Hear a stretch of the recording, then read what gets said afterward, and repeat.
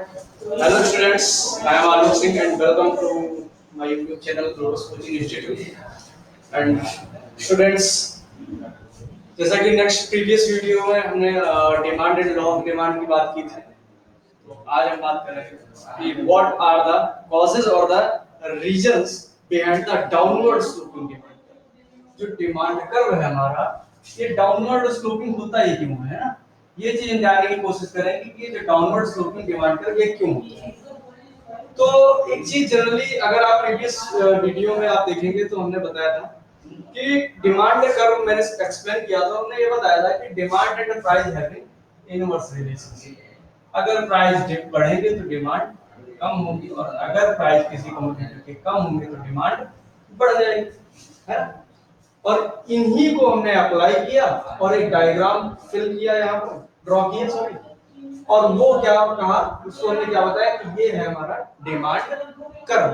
तो demand curve downward sloping कब हुआ, जब हमने ये रिप्रेजेंट किया कि प्राइस और डिमांड में इनवर्स रिलेशनशिप। इसका मतलब ये है कि हम ये जानने की कोशिश करें कि कॉजेस क्या है डाउनवर्ड स्लोपिंग डिमांड कर्व, या ये हम ये जानने की कोशिश करें कि प्राइस एंड डिमांड में जो इनवर्स रिलेशनशिप है वो इनवर्स रिलेशनशिप क्यों है ना।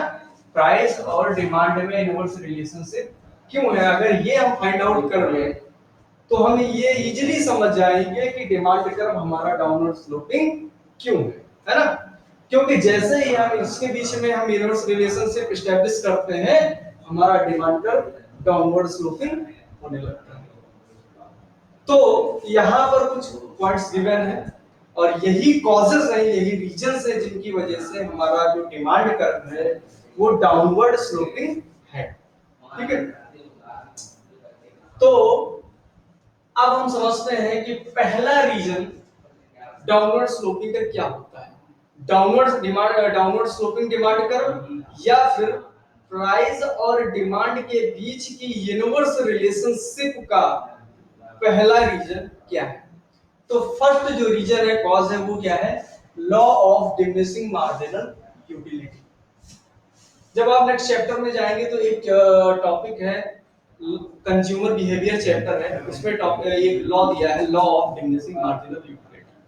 तो ये चीज समझने से पहले कि ये कैसे दोनों के बीच में इनवर्स रिलेशनशिप एस्टैब्लिश करता है, जो मार्जिनल यूटिलिटी है, law of diminishing marginal utility है, वो दोनों के बीच में इनवर्स रिलेशनशिप कैसे एस्टैब्लिश करता है, इसको समझने से पहले हम ये जरूर समझ लें कि लॉ क्या है ना। Law of diminishing marginal utility है क्या। तो लॉ कुछ नहीं कहता है, law of diminishing marginal utility states that the consumption of a commodity, if we increase the consumption of a commodity, the utility derived from that consumption is decreases. या हम कह सकते हैं कि जैसे जैसे as we increase the consumption of a additional commodity, जैसे जैसे किसी कमोडिटी की अतिरिक्त इकाई या जैसे जैसे किसी कमोडिटी का हम कंजम्पशन बढ़ाते हैं, the utility derived from that commodity is decreases.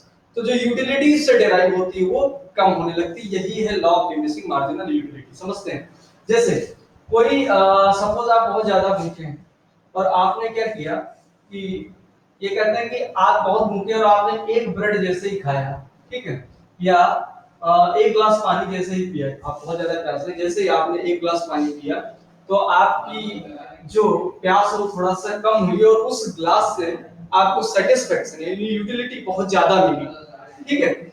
और उसके बाद में जैसे ही एक एडिशनल ग्लास किया, आपका सेटिस्फेक्शन लेवल थोड़ा कम हुआ क्योंकि आपकी प्यास थोड़ा कम हो गई। जैसे ही आपने एक और ग्लास पिया, आपका सेटिस्फेक्शन यानी जो यूटिलिटी डिराइव हो रही, यूटिलिटी और सेटिस्फेक्शन एक ही चीज है, ठीक है। जो यूटिलिटी डिराइव हो रही वो और कम हो रही, यानी हम जैसे जैसे किसी कमोडिटी का कंजम्पशन बढ़ाते हैं तो उससे जो सेटिस्फेक्शन या यूटिलिटी कुछ भी बोलो वो क्या होती है, कम होने लगती है, ठीक है।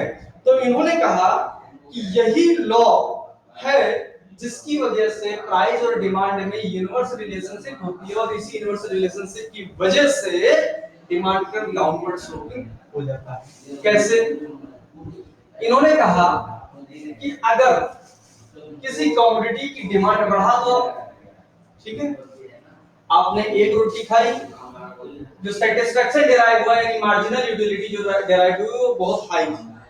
आपने जैसे ही एक रोटी और खाई, ठीक है, एक रोटी खाई, जो सेटिस्फेक्शन था यूटिलिटी थी वो ज्यादा थी, जैसे ही एक रोटी और खाई थोड़ा सा जो मार्जिनल यूटिलिटी थी वो कम हो गई, है ना, वो क्या हो गई, थोड़ा कम हो गई। मान लो पहले हमें यूटिलिटी मिल रही थी 20 यूटिल, ठीक है, यूटिल इसकी ये यूनिट है जिससे हम मेजर करते हैं। जो कॉर्डिनल अप्रोच था हमारा उसमें कंज्यूमर बिहेवियर में, उसने बताया था, अल्फ्रेड मार्शल ने, उन्होंने बताया था कि यूटिलिटी को हम मेजर कर सकते हैं। खैर तो वही डिस्कस करेंगे। तो मान लो कि एक जैसे रोटी खाई में 20 यूटिल सेटिस्फेक्शन यानी यूटिलिटी मिली, हमने नेक्स्ट जैसे ही खाया तो हमारी जो मार्जिनल यूटिलिटी कम होगी, अब कितने यूटिल मिली है, 15 यूटिल मिली। एक रोटी और खाई, हमें अब जो मार्जिनल सेटिस्फेक्शन मिला 10 यूटिल मिला। तो हम क्या देख रहे हैं, जैसे जैसे हम कंजम्पशन किसी चीज का बढ़ा रहे हैं वैसे वैसे क्या होगी, जो यूटिलिटी है मार्जिनल यूटिलिटी वो कम होगी, ठीक है। अब इसको यहाँ पर समझते हैं कि ये मार्जिनल यूटिलिटी कैसे जो है अफेक्ट करती है और क्या रीजन है जिसकी वजह से डिमांड कर्व डाउनवर्ड स्लोपिंग है।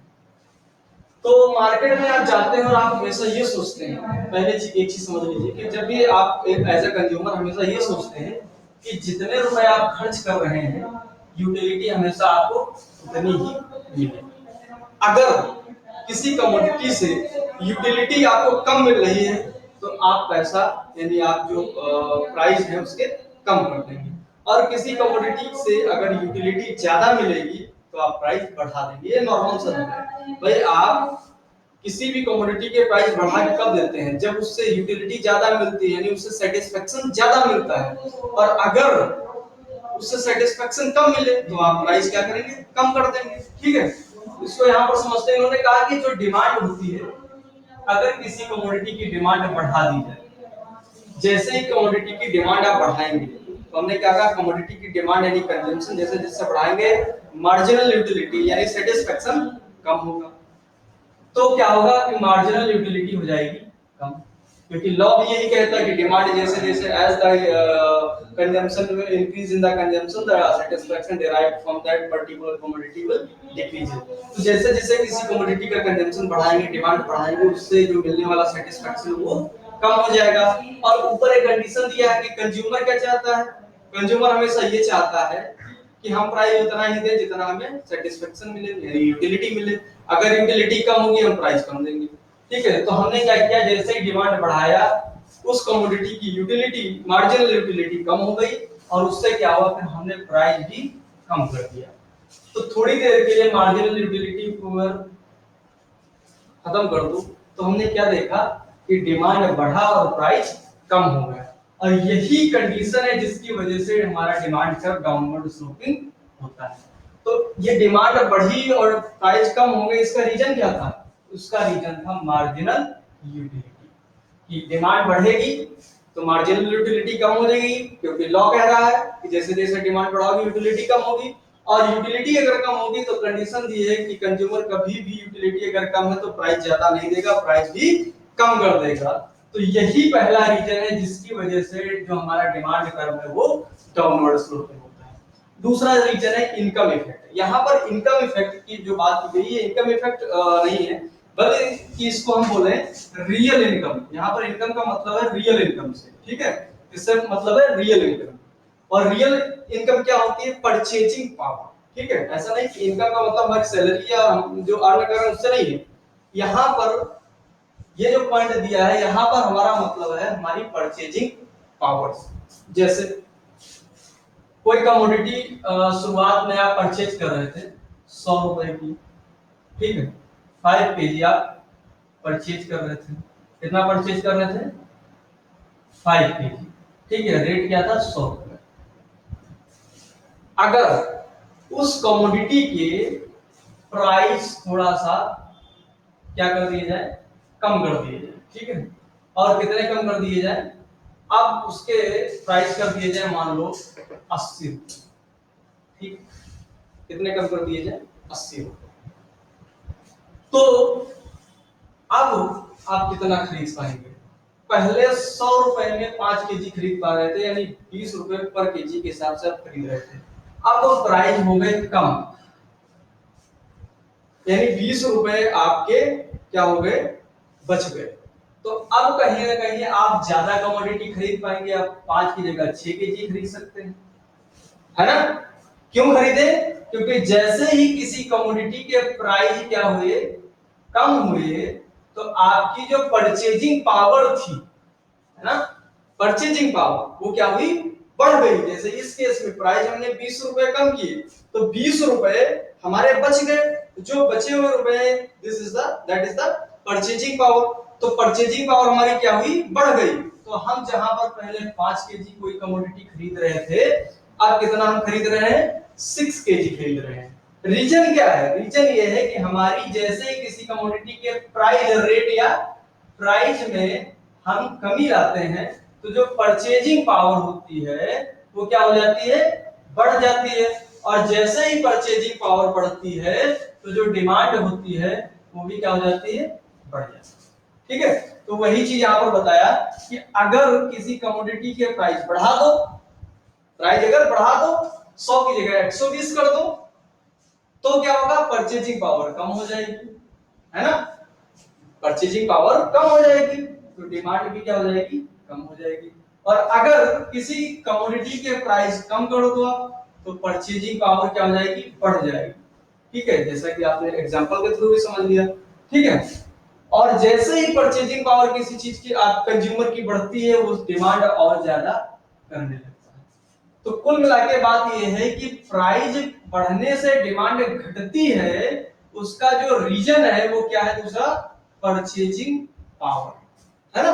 अगर प्राइस बढ़ाओगे किसी कमोडिटी के, तो कंज्यूमर की परचेजिंग पावर कम हो जाएगी, यानी रियल इनकम कम हो जाएगी। परचेजिंग पावर का मतलब रियल इनकम। ठीक है, अगर किसी कमोडिटी के प्राइस आप बढ़ाएंगे, तो कंज्यूमर की परचेजिंग पावर कम हो जाएगी, या कहते हैं कि रियल इनकम या इनकम कम हो जाएगी, और उससे क्या होगा, वो डिमांड कम करेगा। ठीक है, कि अगर चीनी है, और अगर वो चीनी 25 रुपए केजी के हिसाब से बिक रही है, ठीक है, और आप 100 रुपए आपके पास है, आप 4 किलो परचेज कर पा रहे हैं, और कल वही चीनी अगर 50 रुपए केजी कर दिया जाए, और एक रुपए उतने ही इनकम वही है, फिक्स 100 रुपए, तो आप सिर्फ 2 किलो खरीद पाएंगे, है ना। तो क्या रीजन हुआ कि जब चीनी 25 रुपए केजी थी, आपकी इनकम गिवन है पहले से फिक्स कितनी, 100 रुपए। जब चीनी 25 रुपए प्रति केजी थी, तो आप कितना खरीद रहे थे, 4 केजी, है ना। और जैसे ही रेट उसके बढ़ गए और 50 रुपए प्रति केजी हुई, तो अब आप कितना खरीद पाएंगे, 2 केजी। क्यों? क्योंकि इनकम फिक्स है, और इनकम फिक्स होने पर जैसे ही प्राइस किसी कमोडिटी के बढ़ेंगे, ठीक है, तो क्या होगा, परचेजिंग पावर जो होगी वो क्या हो जाएगी, कम हो जाएगी। और परचेजिंग पावर अगर कम हुई, तो डिमांड भी क्या हो जाएगी, कम हो जाएगी। 25 से 50 क्या परचेजिंग पावर कम होगी, डिमांड 4 किलो से 2 किलो कर दिया। और जैसे ही किसी कमोडिटी की रेट हम अगर कम कर दें, 25 से हम 20 कर दें, ठीक है, 25 से, पहले 25 रुपए था, 4 केजी था, और हमने कम किया इसका रेट, 20 रुपए पर केजी कर दिया, आप कितना खरीद पा रहे हैं, 5 केजी खरीद पा रहे हैं। क्यों, ऐसा क्यों हो रहा है? क्योंकि जैसे ही हमने किसी प्राइस डाउन किए, परचेजिंग पावर हमारी बढ़ गई, और डिमांड भी क्या हो गई, बढ़ गई, 4 से 5 केजी हो गई। तो ये क्या है, ये होता है हमारा रियल इनकम इफेक्ट। और रियल इनकम इफेक्ट की वजह से भी प्राइस और डिमांड के बीच में क्या होती है, इनवर्स रिलेशनशिप होती है। क्यों होती है? क्योंकि हमारी जो परचेजिंग पावर है वो प्राइस के बढ़ाने से घट जाती है, और प्राइस के घटाने से बढ़ जाती है। ठीक है,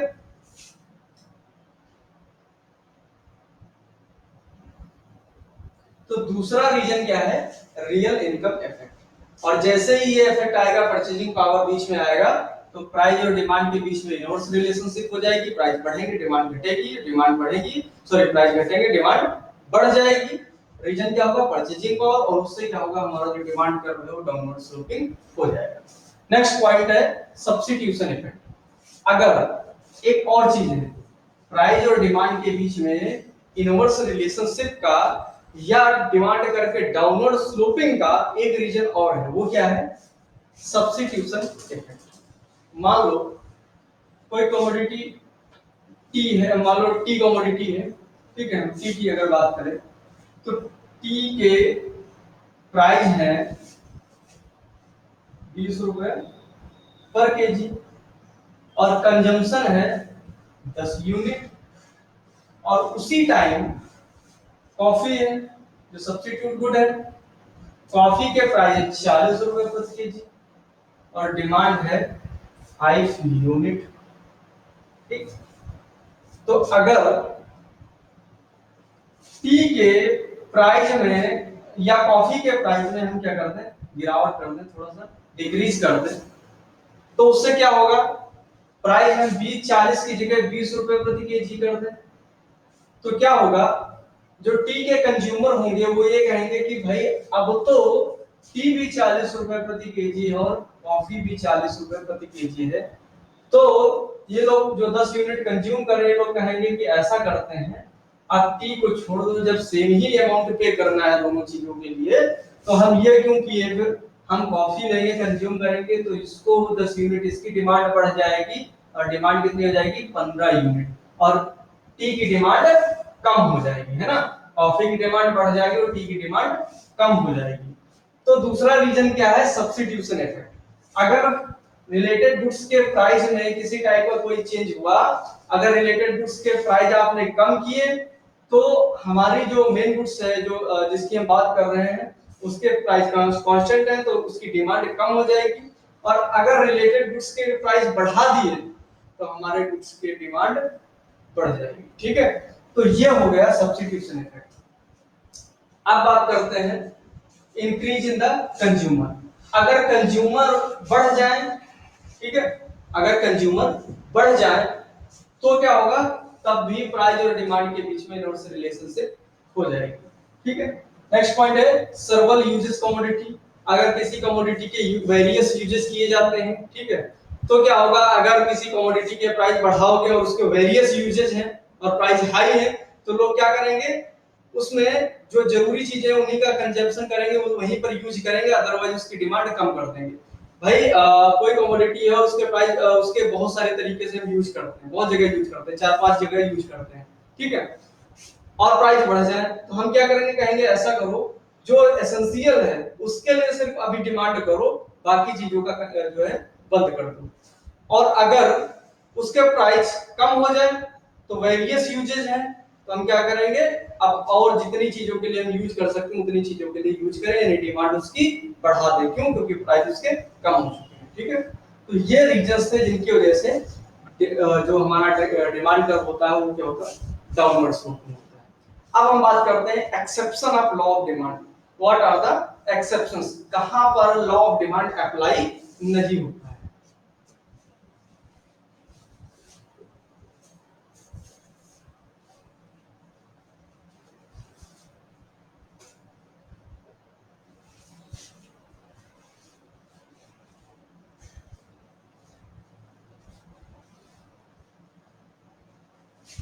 एक्सेप्शन ऑफ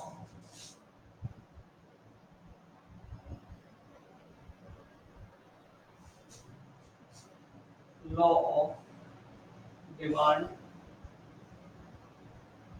है ना, जो लॉ ऑफ डिमांड इसके एक्सेप्शन कौन कौन से हैं। ठीक है, तो जब एक्सेप्शन मतलब कि प्राइस और डिमांड में फिर इनवर्स रिलेशनशिप नहीं होती, यानी डिमांड लॉ ऑफ डिमांड क्या कहता है, price and demand having inverse relationship, लेकिन एक्सेप्शन में क्या होगा कि वहां पर इनवर्स रिलेशनशिप नहीं होती है ना, यानी डायरेक्ट रिलेशनशिप होगी।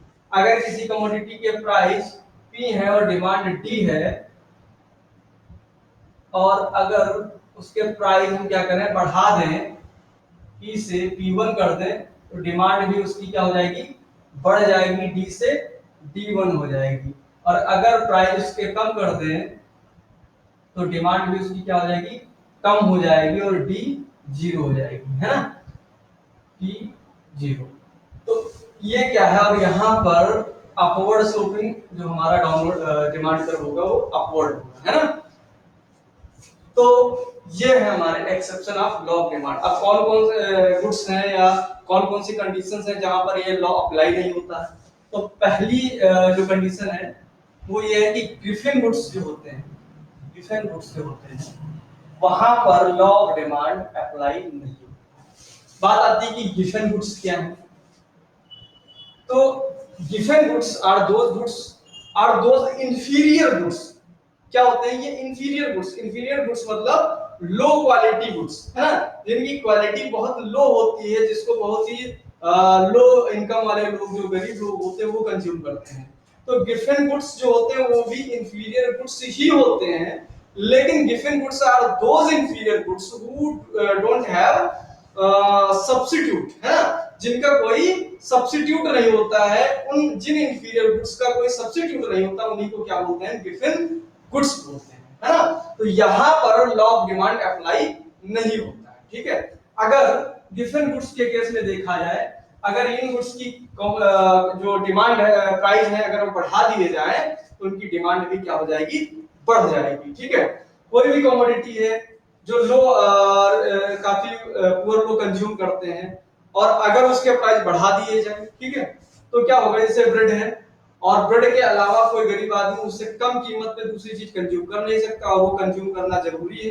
तो जैसे ही ब्रेड के रेट आप बढ़ाने लगेंगे, तो जो गरीब लोग होंगे, जिनकी इनकम कम होगी, वो क्या कहेंगे कि भाई ऐसा करते हैं कि ब्रेड के अलावा इससे लो रेट पे कोई चीज हमको मिल नहीं सकती है, तो ऐसा करते हैं, अगर रेट बढ़ भी रहे हैं तब भी हम इसको क्या कर लेते हैं? परचेज कर लेते हैं, ठीक है।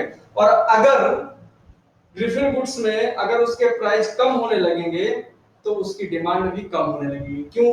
क्योंकि गिफन गुड्स क्या है? लो क्वालिटी गुड्स होते हैं। अगर उनके प्राइस 10 रुपए मान लो है, ठीक है, कोई लो क्वालिटी गुड्स ले लो जो गरीब लोग कंज्यूम करते हैं, ब्रेड ले लो, ठीक है, तो उसको कंज्यूम कर रहे हैं, 10 रुपए रेट है, और अगर उसके प्राइस कम हो जाए, और डिमांड कितनी है? 20 यूनिट है, अगर उसके प्राइस कम हो जाए, 10 की जगह 5 रुपए हो जाए, ठीक है, तो क्या होगा? यहाँ पर जो कंज्यूमर होगा उसके 5 रुपए बचने लगेंगे, ठीक है। तो वो क्या करेगा? वो ये कहेगा कि अब जब हमारे इतने रुपए बच रहे हैं, 5 रुपए बच रहे हैं, तो हम ब्रेड क्यों यूज करें, है ना। जो लो क्वालिटी प्रोडक्ट जो भी हम कंज्यूम कर रहे हैं उसको हम क्यों करें, फिर हम थोड़ा अच्छा सा कंज्यूम करेंगे, है ना। तो उससे क्या होगा कि ब्रेड की जो डिमांड होगी वो कम हो जाएगी और 10 यूनिट हो जाएगी। क्यों? क्योंकि जैसे ही प्राइस कम किए तो जो परचेजिंग पावर है कंज्यूमर की वो बढ़ गई, और परचेजिंग पावर जैसे ही बढ़ी तो कंज्यूमर ने क्या कहा कि हम लो क्वालिटी प्रोडक्ट क्यों यूज करें, हम थोड़ा स्टैंडर्ड क्वालिटी का प्रोडक्ट अब यूज करेंगे। और ये थिंकिंग जैसे ही आई तो उसने क्या किया? डिमांड इसकी कम की, और जो दूसरा स्टैंडर्ड क्वालिटी प्रोडक्ट थी उसकी डिमांड बढ़ा दिया।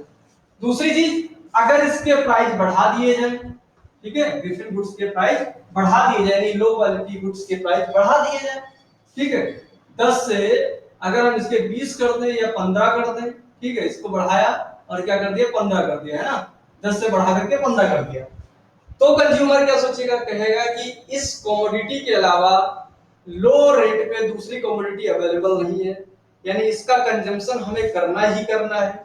प्राइस बढ़ भी रहे हैं तब भी हमको खरीदना चाहिए, क्योंकि अगर हम स्टैंडर्ड गुड्स पे जाएंगे तो उसके तो प्राइस बहुत हाई है, हम खा ही नहीं पाएंगे, खरीद ही नहीं पाएंगे। तो कंज्यूमर क्या कहेंगे कि ऐसा करते हैं, हम इसकी डिमांड कर लेते हैं और खरीद के रख लेते हैं अपने पास, क्योंकि इससे लो क्वालिटी की और लो रेट पे दूसरी चीज मार्केट में अवेलेबल नहीं है। तो क्या करेंगे? इसको और क्या करेंगे? परचेज करने लगेंगे, और 20 की जगह 40 यूनिट कंज्यूम करके रख लेंगे, स्टोर करना शुरू कर देंगे कि भाई मार्केट में और कुछ दूसरी चीज है नहीं, इसके रेट और बढ़ गए तब क्या होगा? तो बढ़ रहा है तब भी इसका जो है कंजम्पशन और डिमांड करो, इसको स्टोर करके रखो। तो पहला रीजन ये था गिफन गुड्स का, जहां पर हमने क्या देखा कि अगर किसी कमोडिटी के प्राइस बढ़ेंगे तो क्या होगा? डिमांड भी उसकी बढ़ जाएगी, और अगर किसी कमोडिटी के प्राइस घटेंगे तो डिमांड भी घट जाएगी। यानी प्राइस अगर पी और डी है, और अगर प्राइस बढ़ा दी जाए, P1 कर दी जाए, तो डिमांड भी बढ़ जाएगी और D1 हो जाएगी, ठीक है। और उसी तरीके से अगर प्राइस घटा दिए जाए, P0 कर दिया जाए, तो डिमांड भी घट जाएगी, D0 हो जाएगी, ठीक है। तो यहाँ पर क्या होता है गिफन गुड्स के केस में? Demand and price having direct relationship. if the price of a commodity is increases, या Giffen goods, if the price of given goods increases, the demand will also increase, ठीक है। अब next point है complementary goods.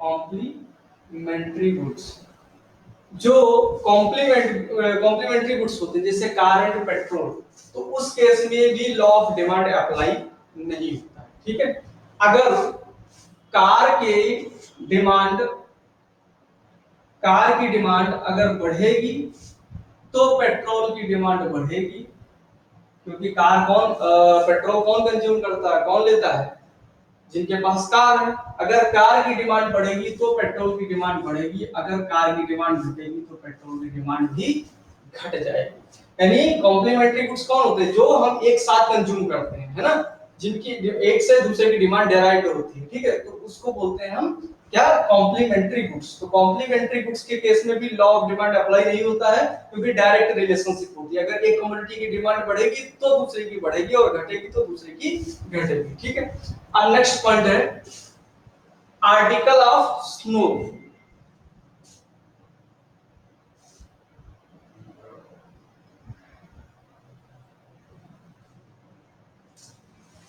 यानी जो status represent करते हैं, कुछ गुड्स होते हैं जो क्या करते हैं, स्टेटस रिप्रेजेंट करते हैं, लाइक गोल्ड, है ना। अगर गोल्ड के प्राइस बढ़ा दिए जाए तो लोग डिमांड और करने लगेंगे कि हाँ भाई ये हमारे एक स्टेटस को सोसाइटी में रिप्रेजेंट कर रहा है। और अगर प्राइस बहुत कम कर दिए जाए, अगर 50,000 रुपए प्रति तोला अभी चल रहा है, मान लो 10 ग्राम जो भी है, और उसको कम करके 5,000 रुपए में ला के रख दिया जाए, उसका रेट कम कर दिया जाए, तो लोग कहेंगे अब क्या है, अब तो कोई बात ही नहीं, कोई भी खरीद सकता है ना। तो कुछ ऐसे गुड्स होते हैं जो कि क्या करते हैं, हमारे स्टेटस को रिप्रेजेंट करते हैं। तो अगर उन गुड्स के प्राइस बढ़ाएंगे तभी जाकर के उसकी डिमांड बढ़ेगी, और अगर प्राइस हमने डाउन कर दिए, कम कर दिए, तो डिमांड भी कम हो जाएगी। ठीक है, नेक्स्ट पॉइंट है, एक आता है वेबलन इफेक्ट, है ना। वेबलन इफेक्ट क्या होता है, इसमें कंज्यूमर होता है वो पहले से ही कंसीडर करके चलता है कि अगर किसी कमोडिटी के प्राइस कम है, इट मींस वो लो क्वालिटी प्रोडक्ट है। ठीक है, और अगर उस कमोडिटी के प्राइस हाई है तो वो हाई क्वालिटी प्रोडक्ट है। आप मार्केट में जाते हो और सब्जी वाला अगर आलू रखे हुए हैं, और बगल में साइड में दो सब्जी वाले हैं, एक ने क्या किया 20 रुपए प्रति केजी के हिसाब से बेच रहा है, दूसरा 2 रुपए केजी के हिसाब से बेच रहा है, तो आप क्या कहोगे, ज्यादातर जनरली लोग ये सोचने लगते हैं कि यार इसके प्राइस कम है, इसका मतलब ये है कि इसकी क्वालिटी बहुत बेकार है, और उससे क्या होता है फिर लोग उसकी डिमांड कम कर देते हैं। और अगर उसके प्राइस बढ़ा दिए जाए, प्राइस ज्यादा है, तो लोग कहेंगे हाँ भाई प्राइस हाई है, इसका मतलब गुड्स भी जो उसकी क्वांटिटी सॉरी क्वालिटी जो है वो भी अच्छी है। अगर उसके प्राइस हाई है तो ये कंसीडर करेंगे कि हाँ भाई क्वालिटी भी बहुत अच्छी है, और उससे क्या होगा, डिमांड बढ़ जाएगी। तो ये भी होता है, वेबलन इफेक्ट इसको बोलते हैं। और फिर होती बात करते हैं इमरजेंसी गुड्स, है ना, इमरजेंसी गुड्स। इमरजेंसी गुड्स के केस में भी लॉ ऑफ डिमांड अप्लाई नहीं होता है। ठीक है, अगर कोई इमरजेंसी प्रोडक्ट है, ठीक है, सपोज मान लो कि ब्लड है या कुछ भी ले लो, जो कि इमरजेंसी आपको चाहिए ही चाहिए, तो उसके प्राइस मैटर नहीं करेंगे, आपको चाहिए क्योंकि इमरजेंसी है ना। उसके प्राइस बढ़ रहे हैं, घट रहे हैं, इससे कोई मतलब नहीं, डजंट मैटर। तो क्या होगा, डिमांड उसकी बढ़ेगी। ठीक है, वो प्राइस घटे या उसके प्राइस यानी डिमांड पर इफेक्ट नहीं करेंगे। ठीक है, तो वहां भी क्या होगा, जो लॉ ऑफ डिमांड होगा वो अप्लाई नहीं होगा। तो ये हमारे कुछ एक्सेप्शन थे लॉ ऑफ डिमांड। और इससे पहले हमने आप लोगों को कॉजेस बताए लॉ डाउनवर्ड स्लोपिंग डिमांड करके। अगर स्टूडेंट्स कोई चीज आपको समझ नहीं आ रही, क्लियर नहीं, तो आप कमेंट बॉक्स में हमें कमेंट करके बता सकते हैं, उसको नेक्स्ट वीडियो में हम उसको फिर से आप लोगों को एक्सप्लेन कर देंगे। ठीक है, और इसके बाद जो हमारा नेक्स्ट लेक्चर होगा वो हमारा होगा जो हमारा नेक्स्ट पॉइंट है वो शिफ्ट इन डिमांड कर्व, है ना। डिमांड कर्व में क्या होता है, movement and shift in demand. ठीक है, तो तब तक आप लोग हमारे साथ बने रहिए, हमारी वीडियो देखते रहिए, अपने फ्रेंड्स को शेयर कीजिए, लाइक कीजिए, कमेंट कीजिए और चैनल को सब्सक्राइब कीजिए। Thank you.